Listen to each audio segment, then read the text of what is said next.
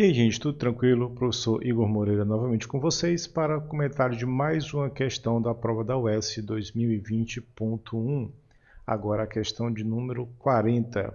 Vamos dar uma olhadinha no enunciado da questão. A panela de pressão é um utensílio muito utilizado no intuito de diminuir o tempo de cozimento dos alimentos, pois o aumento da pressão interna permite a elevação do ponto de ebulição da água, mantendo-a em estado líquido a temperaturas maiores. A pressão atmosférica varia com a altitude e exerce influência sobre o ponto de ebulição da água. De modo simplificado e dentro de certos limites, o ponto de ebulição pode ser representado por uma função crescente da pressão.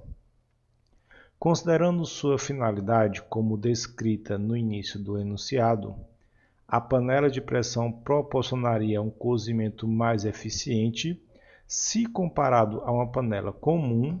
Pois bem, o que a questão está pedindo é para você comparar o cozimento em uma panela de pressão e o cozimento em uma panela comum.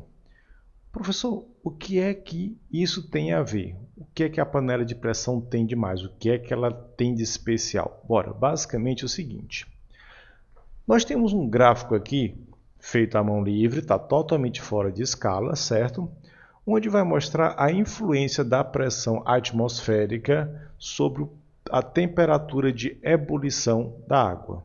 Então, nós aprendemos em termometria que a água vai passar para o estado gasoso, né? Vai ferver a 100 graus Celsius. Só que isso acontece exatamente aqui nesse ponto, olha. Quando a água está com a pressão de 1 atm, que é exatamente ao nível do mar. O que é que você nota aqui? Que se eu elevo a pressão para 1,4 atm, ou seja, uma pressão maior do que ao nível do mar, o ponto de ebulição da água já passa para 110 graus Celsius. Se eu elevo a pressão para 2 atm, o ponto de ebulição da água já se eleva para 120 graus Celsius. Ou seja, quanto maior a pressão, mais a água vai aquecer até mudar de estado físico. Da mesma forma, se eu reduzir a pressão, se eu botar 0,7 atm, a água já vai ferver a 90 graus Celsius. Basicamente, isso quer dizer o seguinte. Quando é que eu vou utilizar uma panela de pressão na minha casa? Quando eu preciso fazer o cozimento de algum alimento mais duro, um alimento que exija mais calor para receber o cozimento devido. Você vai fazer aquela feijoada, vai fazer aquele feijão, vai fazer aquela mão de vaca, aí você vai colocar numa panela com água, uma panela normalzinha. Pode ser, é uma opção sua, mas o que é que vai acontecer? Conforme a água for aquecendo, quando ela chegar aos 100 graus Celsius, ela vai virar vapor e vai embora. Aí você vai ter que colocar mais água dentro da panela e esperar até ela esquentar novamente. E mesmo assim, quando chegar em 100 graus Celsius, ela vai embora. Se eu utilizar uma panela de pressão, por exemplo, que suporte uma pressão de 2 atm, eu vou conseguir que a água dentro da panela fique a uma temperatura de 120 graus Celsius ainda em estado líquido. Quer dizer, ela vai estar mudando no 120, mas vamos dizer, ela ficou até o 119,9 em estado líquido. Ou seja, ela vai cozinhar o alimento mais rapidamente. Professor, e a pressão atmosférica vai influenciar dentro da panela de pressão? Dentro da panela de pressão ela vai ficar com a pressão dela. É por isso que aí está a grande sacada da questão.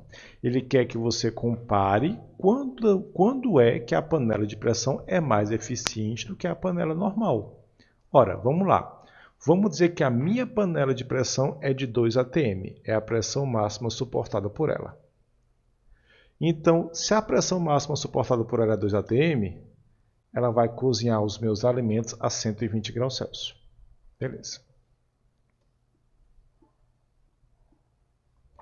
Se eu compará-la com uma panela que está ao nível do mar, que eu estou usando aqui em Fortaleza, a panela ao nível do mar vai estar cozinhando os alimentos a 100 graus Celsius.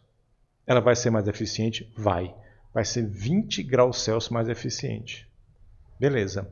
Agora, se eu comparar a panela de pressão com a panela que eu estou utilizando no alto de uma montanha, porque a gente sabe que conforme a gente sobe, a pressão atmosférica diminui, né?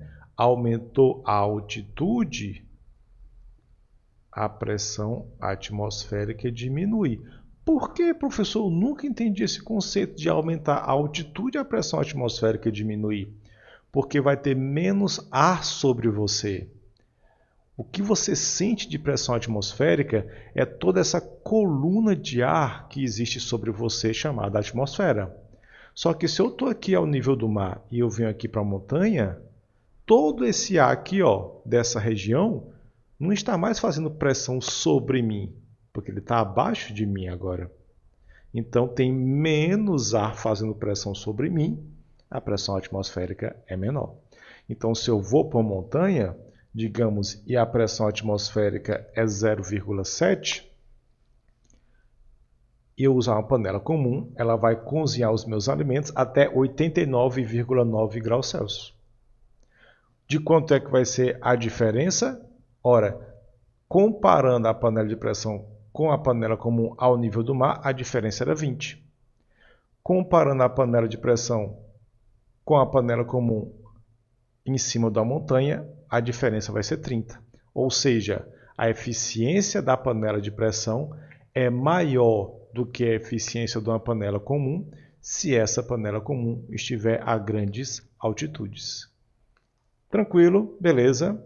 Ficou claro o conceito?